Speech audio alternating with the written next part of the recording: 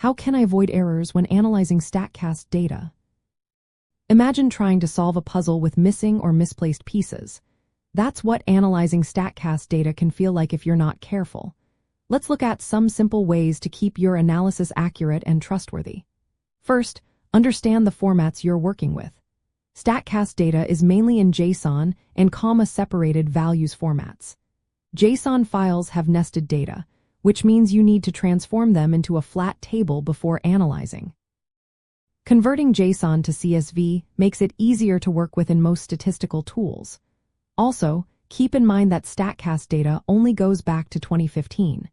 If you want to analyze players or events before that, you'll need other sources. Knowing which format your tools handle best helps prevent processing errors and saves time.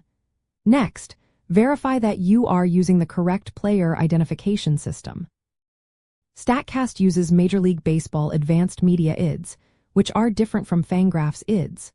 Using the wrong ID can lead to wrong data or no data at all. Always double-check which ID system your data source uses before running any queries. When analyzing player performance, set minimum data thresholds. For example, for batted ball analysis, use at least 150 batted ball events per season. This ensures your numbers reflected real player ability, not just a small sample. For metrics like exit velocity and launch angle, about 50 balls in play are enough for stable results. Knowing these points helps you avoid making conclusions from too little data. Choose the right metrics for your analysis. For power, don't rely only on home run totals, which can be misleading. Instead, look at home run to fly ball percentage or isolated power, which adjust for opportunities. Hard contact percentage is also useful for comparing contact quality. Picking the right metrics prevents you from drawing faulty conclusions. If you build models to predict future performance, validate them carefully. Check how often your model's positive predictions are correct, called precision. See what percentage of actual positives your model finds, called recall. Also, measure how well it identifies negatives, called specificity. The F1 score balances precision and recall. Overall accuracy shows how often your model is right. Using multiple validation measures keeps your predictions honest. Remember, context matters. Statcast metrics like exit velocity and launch angle don't work alone. For example, a high launch angle combined with good exit velocity often results in a home run. Spin rate for pitchers can change based on game situations or fatigue. When analyzing, consider how these factors interact. Isolating a player's skill from defensive effects or park factors is key. Be aware of metric limitations.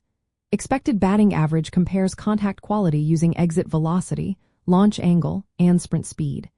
It's good for understanding contact quality but doesn't account for ballpark effects or defensive shifts.